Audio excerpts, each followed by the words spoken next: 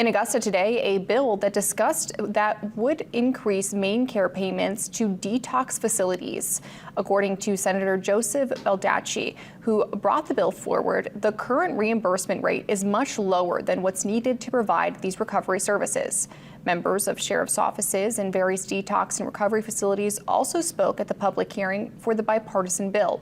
It would raise the current rate of $403 per bed per day up to just under $600. They stress the importance of detox during the recovery procedures. Detox is often the first step toward recovery, and without it, too many people are left without options. This bill is about making sure that help is there when it's needed, because timing can mean the difference between life and death. In essence, detox is the foundation upon which recovery is built. It is the starting point for every success story.